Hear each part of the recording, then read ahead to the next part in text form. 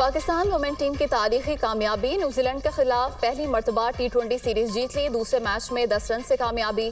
फातिमा सना की 3 विकेटें, आलिया रियाज की उम्दा batting player of the match करार। कौमी टीम ने 20 ओवर्स में 6 विकेटों के नुकसान पर 137 रन बनाए। जवाब में न्यूजीलैंड की टीम 127 रन बना सकी। आलिया रियाज का पहली बार न्यूजीलैंड के खिलाफ सीरीज जीतने पर खुशी का इजहार, कहा किसी बड़ी टीम को हराने का ख्वाब पूरा हो गया। यादगार जीत टीम वर्क का नतीजा है, कोशिश होगी सीरीज को 3-0 पर खत्म करें। जंगी जुनून में मुब्तला इसराइली फौज के जुल्म की इंतहा, 2 स्कूल्स पर बमबारी में 50 से ज़ायद फ़लस्तीनी शहीद, सैकड़ों जख्मी। स्कूल्स में बेघर फ़लस्तीनियों ने पनाह ले रखी थी। आलमी मीडिया की रिपोर्ट, इसराइल ने ज़मीनी जंग का दायरा भी जनूबी गजा तक बढ़ा दिया। खान यूनिस, शुजाइया और रफ़ा में भी फ़लस्तीनियों की पनाहगाहों, स्कूल्स, तिजारती मॉल और रिहायशी इमारतों पर बमबारी। इसराइली फौज ने गजा सुप्रीम कोर्ट की इमारत भी तबाह कर दी। अस्पताल और एम्बुलेंस को भी निशाना बनाया।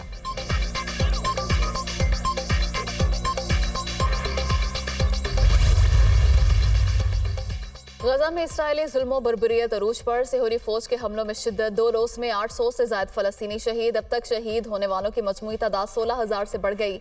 इसराइली फौज का 24 घंटों में हमास के सैकड़ों ठिकानों को निशाना बनाने का दावा। इसराइल ने मेन फाइबर रूट्स काट दी। गजा में लैंडलाइन, मोबाइल और इंटरनेट सर्विस एक बार फिर मुअत्तल।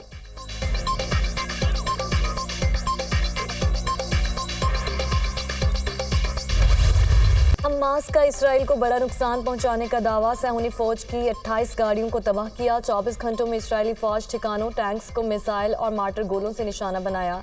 झड़पों में इसराइली फौज का जानी नुकसान भी हुआ।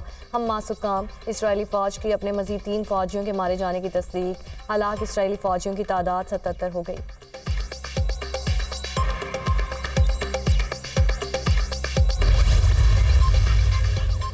जल्द पता चल जाएगा इसराइल गजा में फलस्तीनियों के तहफ़्फ़ुज़ के मुतालबात मान रहा है या नहीं। अभी ये कहना मुश्किल है कि इसराइल अमरीका के मुतालबात नहीं मान रहा। इसराइल के गजा में कार्रवाइयों का जायजा ले रहे हैं। तर्जुमान अमरीकी दफ्तर ख़ारजा मैथ्यू मिलर की न्यूज़ कॉन्फ्रेंस।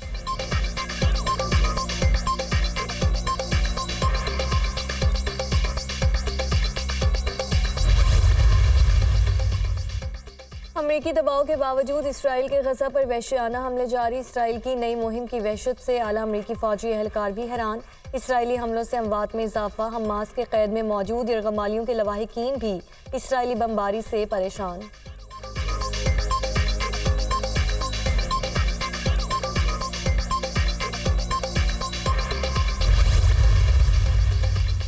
गजा जंग में शरीक इसराइली फौजी खतरनाक बैक्टीरिया का शिकार, मुतादिद फौजी आंतों के मौजी मर्ज में मुब्तला। इसराइली मीडिया की रिपोर्ट, जंग के दौरान मिलने वाली गैर मयारी खानों और मुनासिब इंतजाम न होने के बायस मुतादिद फौजी शीगला नामी मोहलिक बैक्टीरिया का शिकार हुए। इसराइली तिब्बी माहिरीन, बीमारी में मुब्तला दर्जनों से होनी फौजी एहलकार अस्पतालों में मुंतकिल।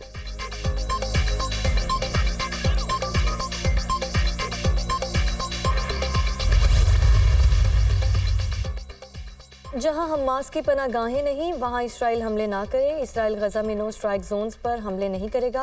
अमेरिका गजा में यरगमालियों की रिहाई के लिए दबाव जारी रखेगा। हमास ने इसराइली यरगमालियों को रिहा करने से इनकार कर दिया। मुशीर अमेरिकी कौमी सलामती जैक सुलेवान की न्यूज़ कॉन्फ्रेंस।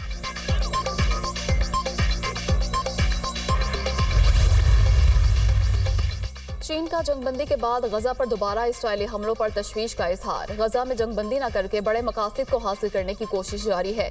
तर्जुमान चीनी वजारत खारजा, शहरियों का कत्लेआम और ताकत का बेदरेक इस्तेमाल जल्द नया महाज खोलेगा।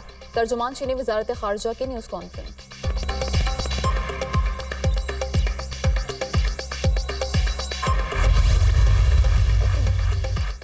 जुलाई अगस्त में अवाम को बिजली के ज़ायद बिल भेजने का मामला, नेपरा अथॉरिटी की जानिब से सख्त हिदायत जारी। अवाम को बिजली के गलत और एवरेज बिल भेजे गए।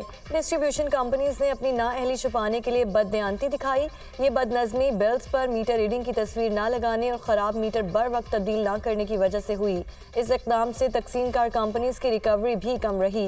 नेपरा की रिपोर्ट, डिस्कोस बशमूल के इलेक्ट्रिक के खिलाफ कानूनी कार्रवाई का फैसला। 30 दिनों में खराब मीटर ठीक करने और गलत वसूल किए गए बिल्स की तस्हीह करने का हुक्म।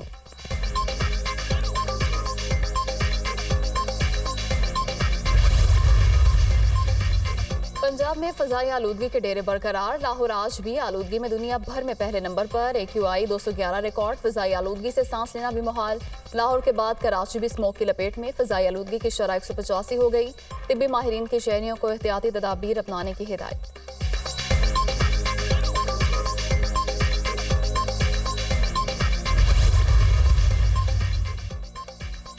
गैर शरई निकाह केस के चौथे गवाह का बयान भी कलमबंद। डिस्ट्रिक्ट एंड सेशन कोर्ट से इस्लामाबाद ने केस के काबिल समाअत होने या ना होने पर दलाइल तलब कर लिए। समाअत 8 दिसंबर तक मुलतवी। सिविल जज कुदरतुल्लाह ने समाअत की। दरख्वास्त गुजार वकील जुम्मे को केस के काबिल समाअत होने या ना होने पर दलाइल देंगे।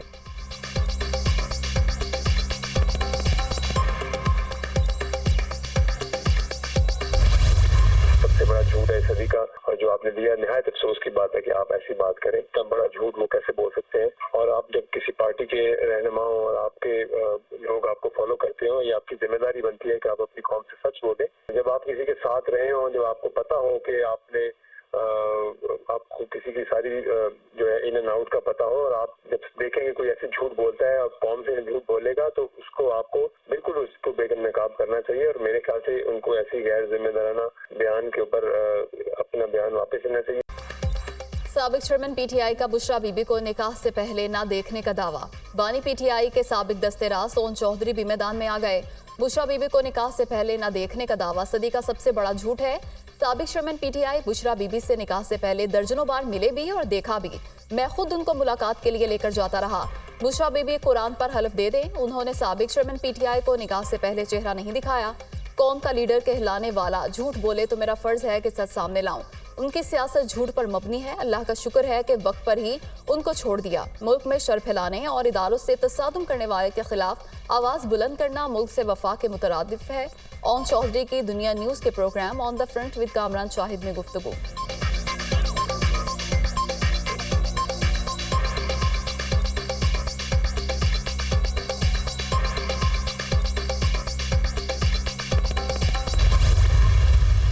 एक झूठा और मक्कार आदमी है। एक दिन एक झूठ बोलता है, दूसरे दिन जो है वो उसके उलट जो है वो बात करता है। ये तो इसने ये कहा नहीं है अपना पहले कि जो है वो अमेरिका ने साजिश करके जो है वो मेरी हुकूमत जो है वो गिराई है।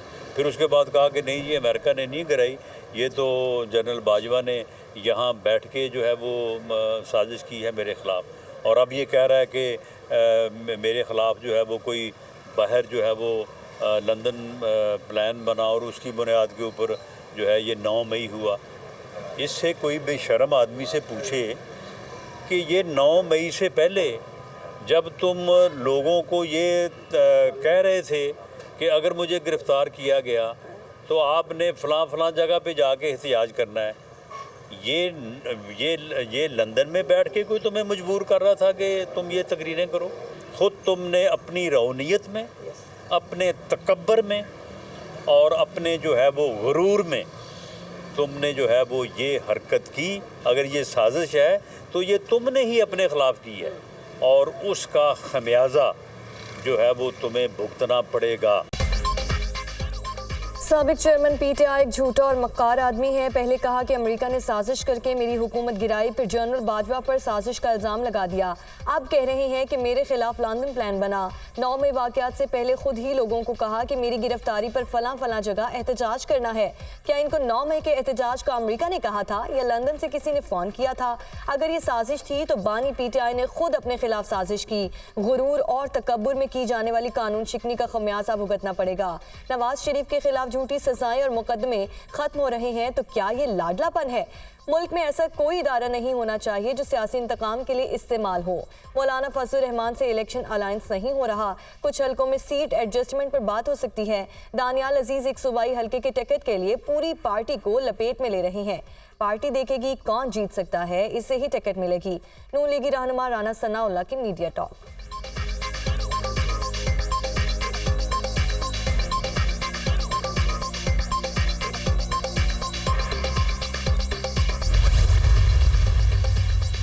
पहले कहता था 9 मई के हमले मैंने नहीं कारकुनान ने किए। आज कहता है 9 मई नवाज शरीफ ने कराया था। यानी 9 मई को PTI लीडर और कारकुन नवाज शरीफ से हिदायत ले रहे थे। वाह जी वाह। मरियम नवाज का साबिक चेयरमैन PTI पर तंज। जमीयत उलमा इस्लाम के सरबराह मौलाना फजल रहमान के कायद नून लीग नवाज शरीफ से मुलाकात। मरीम नवाज, इसहाक डार, ख्वाजा साद रफीक और दीगर कायदीन भी मीटिंग में शरीक। सियासी हिकमत अमली पर तबादला ख्याल। इजलास की अंदरूनी कहानी दुनिया न्यूज़ सामने ले आया। बलोचिस्तान और खैबर पख्तूनख्वा में मुकम्मल सीट एडजस्टमेंट पर इत्तफाक हो गया। दोनों सूबों में हर कौमी सूबाई नशिस्त पर बाहमी इत्तफाक राय से उम्मीदवार सामने लाए जाएंगे। कायदीन की MQM के मुजव्विज़ा मुल्कीर बल्दियाती निज़ाम पर मुशावरत। मुजव्विज़ा बल्दियाती निज़ाम पर मुकम्मल इत्तफाक़ी राय कर लिया गया। आइंदा पार्लिमान में आइनी तरमीम लाई जाएगी। दोनों जमातों का सिंध में MQM और दीगर हम ख्याल जमातों से मिलकर इंतखाबी इत्तेहाद बनाने पर भी इत्तफाक। सिंध में तीनों जमातें दीगर इत्तेहादियों से मिलकर इंतखाबी मैदान में उतरेंगी। दोनों जमातों के दरमियान मुश्तरका सदारती उम्मीदवार लाए जाने पर भी मुशावरत की गई।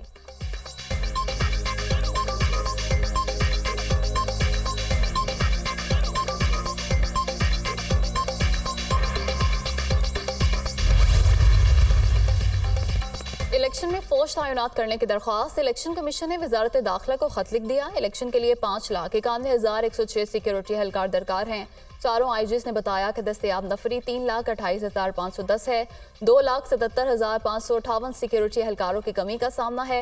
इंतखाबात के मौके पर बतौर स्टैटिक और क्विक रिस्पॉन्स फोर्स की तैनाती यकीनी बनाई जाए। वजारत दाखिला 7 दिसंबर तक कंफर्मेशन दे। इलेक्शन कमीशन का खत।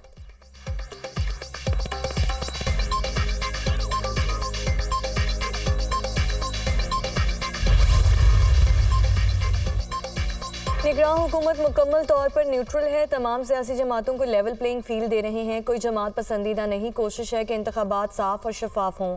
आम इंतखाबात के दौरान दहशतगर्दी का चैलेंज दरपेश होगा।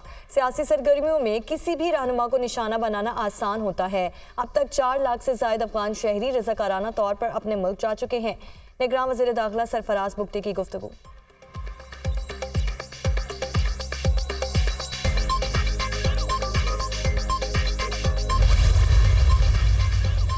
हुकूमत के आम इंतखाबात के लिए इलेक्शन कमीशन को फंड्स जारी करने की यकीन दहानी। सेक्रेटरी खजाना इमदादुल्लाह बोसाल की इलेक्शन कमीशन हुकाम से मुलाकात। आम इंतखाबात से मुतल्लिक फंड्स के फराहमी पर तबादला ख्याल।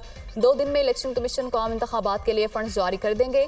इलेक्शन कमीशन की तमाम ज़रूरियात पूरी की जाएंगी। सेक्रेटरी खजाना।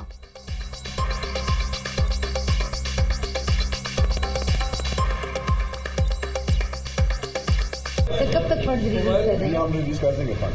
कब तक सर 17 अरब मांग रहे हैं इलेक्शन कमीशन वाले, सर कितने देंगे? सर 2 दिन में कर देंगे सर। सर कितने टोटल वही जितनी उनकी नीड होगी कब तक करेंगे सर? 2 दिन तक। बशीर मेमन अफसरों को भी डरा धमका रहे हैं। वो ऐसे फ़ोन करते हैं जैसे IG या DG FIA हों। पीपल्स पार्टी के लोगों को पार्टी छोड़ने के लिए धमकियां दी जा रही हैं। MQM इंतखाबात में मुकाबला करे, ये सब मिल भी जाएं तो भी पीपल्स पार्टी का मुकाबला नहीं कर सकते। रहनुमा पीपल्स पार्टी सईद गनी की न्यूज़ कॉन्फ्रेंस।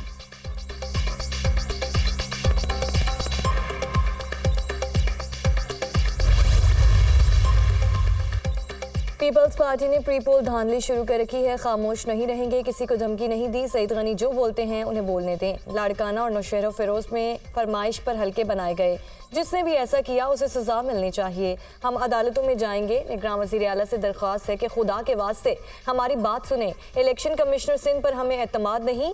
बशीर मेमन की कराची में नून लीगी रहनुमाओं के साथ न्यूज़ कॉन्फ्रेंस।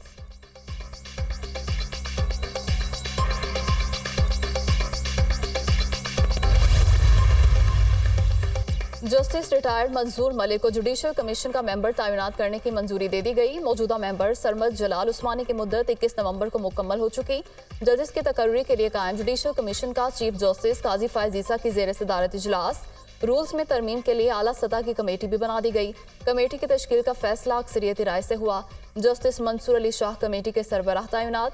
कमेटी में हर हाई कोर्ट का एक जज शामिल होगा। तमाम सूबाई और इस्लामाबाद बार एसोसिएशन का एक नुमाइंदा भी कमेटी का हिस्सा होगा। कमेटी आला अदलिया में जजेस नामजदगियों समेत दीगर मामलात पर रिपोर्ट पेश करेगी।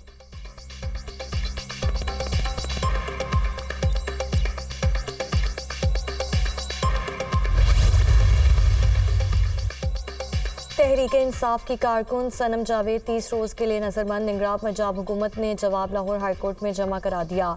सनम जावेद पर 5 मुकदमात हैं। 4 मुकदमात में जमानत हो चुकी। सरकारी वकील का मौक़िफ़। अदालत ने दरख्वास्त गुजार को सनम जावेद की नज़रबंदी को चैलेंज करने की हिदायत कर दी। जस्टिस अली बाकर नजफी आज पर समाअत करेंगे।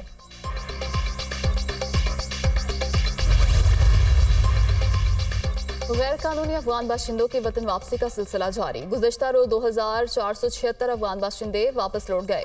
वापस जाने वालों में बच्चे और खवातीन भी शामिल। अब तक 4,10,156 अफगान बाशिंदे अपने वतन वापस जा चुके। पाकिस्तान ने 40 साल तक तारकीन वतन की मेहमान नवाजी की।